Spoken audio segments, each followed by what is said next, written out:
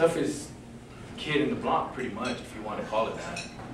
And unfortunately, they're all coming out here, and with the economy being the way it is, all the gangs and stuff, we're going to have a major gang problem if we don't start doing something now. Yes. I have just an impression question from you. You know, I had a client who got a very good arrangement on a misdemeanor sentence out of a felony case here in Sandoval County. And in the settlement on that case, one of the things I wanted my 18, almost 19-year-old client to do was to get out and talk to young people about the substance abuse he'd been doing. I mean, to the point of blind substance abuse where he could have really hurt somebody. Yeah. Now, the DA's office at that time said, well, we're not doing a program right now that involves substance abusers talking to other younger people about that, because one of the things that they've been questioning in the probation departments is, well, does this young man at the age of 18 who came this close to going to prison for committing two serious felonies, you know, does this just show that he managed to get off okay, so it's still okay for me to do it? And so the DA's office said, well, we're not putting anybody in that kind of a program right now. We're not doing that right now. What do you think about that, you guys? I mean, I was kind of perplexed by that. In gang enforcement, and when being a gang officer, you have to be ready to do three things. One is do intervention, prevention, and enforcement. We do a great job of doing enforcement. As you can tell, people, you always see them on TV or in the paper. For some reason, criminals in Rio Rancho are not very good at what they do. They get caught. Hence, they call up Michelle. So we do a great job of enforcement. We're not doing a very good job of intervention and prevention. I taught at a class at a conference, the DA's conference down in Berlin not that long ago, and I got up there and I talked to a bunch of cops about we need to do a better job of having some intervention prevention programs, because a lot of people don't have it in place. You know, we're just waiting for them to become gang members, then we're going to deal with it. We're waiting for them to get inoculated to it or introduced to a left crime, and then we're going to deal with them. Well, it's too late at that point. We have to be proactive about it. Well, do you think there's ever a time, though, where a youngster, a 12-year-old listening to someone else talk says, oh, well, they're still okay. Look, they're still here.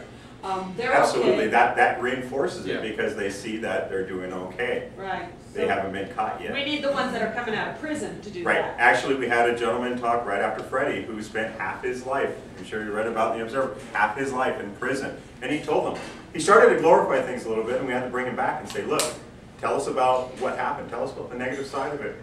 And it was kind of shocking for these kids. You know, it told them that your friends are going to be there. The only ones that are there are your family. That's it. Your real family. So, yeah. And it's a shame they take that long to help them. Yeah. Like earlier you were saying the families don't step in, don't show up, but then they're the only ones that go visit you in prison. Yeah, as a matter of fact, sometimes families are the ones that start to give you drugs. Yeah. And the ones that start to give you, that's why the cycle continues, or else we would have stopped a while back. But the cycle continues because your own cousin is the one that gets you to smoke pot. Your own brother is the one that gets you to drink. So it doesn't stop. I know there's a big misunderstanding. You know, I don't know, Andy might disagree with me. People say there's a war against drugs, and I don't believe that. There is no war against drugs. There's a war against your kids. That's the real war. You know, they're the ones on the front line. You have a question now? Yeah, well, we appreciate your coming and telling us, doing all that you're doing. My question is data. What kind of data does Rio Rancho Police Department have about gangs and numbers, and compared to last year, 5 years ago? It's increasing, we're having more problems. It's definitely increasing. I'm sorry I don't have any numbers for you today. We keep track of uniform crime reporting system. We keep track of those crimes that are gang related. Now, it's how we define something as gang related. Is it just somebody who happens to be in a gang who commits a crime, or is the motivation the gang that is the reason behind the crime? So we're still in that early stage right now here in New Mexico of trying to identify all these gang crimes and trying to centralize everything to our unit. Our unit only meets once a month. We're still within patrol capacity, and that's a shame, unfortunately, but that's what we have to work with right now because of staffing concerns. You know, we are really bad right now with the number of officers that we don't have. So we have to work with it. We're doing a good job working with it, but we're barely making it.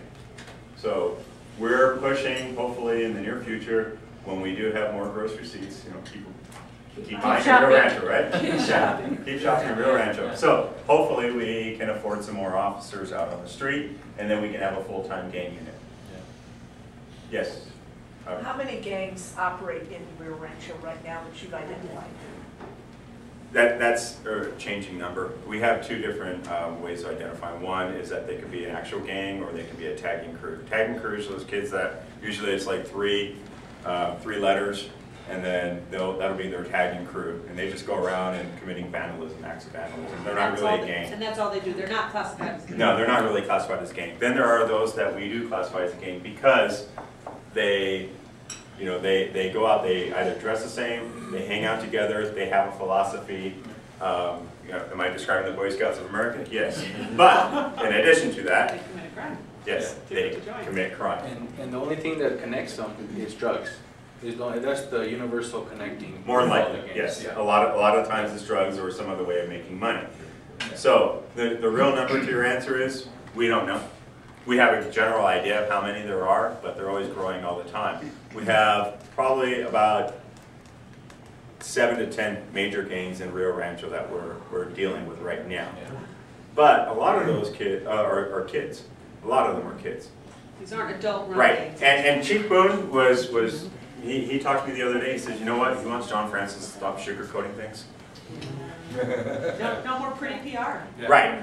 We got to stop sugarcoating things. We got to get it out to the people and tell them, hey, this is what's going on. She's next. Yes. She's next. I just have a question on the article in the Observer on Sunday, where I Yes. met you. They mentioned homes that were being bought by gangs from Albuquerque. How rampant is that? You know, they seem to be buying, like they said, affordable, cheap homes in It's easy. Rancho, but they're Albuquerque gangs setting up shop. Yeah, It's that's- easy, yes. Yeah. That happens. So That's you always have happened. the two cities working together. So how does APS and Rio Rancho Police, do you work together on that? Yes, APD, BCSO, we work together with Sandoval counties in the process of forming up their gang unit, getting it up and running. We have good relationships with Bernalillo PD and their chief, Radosevich, Corrales, everyone. We have great relationships with everyone. We meet, there's a task force, New Mexico Gang Terrorism Task Force. Meets at least once a month, and we go over there and we exchange ideas.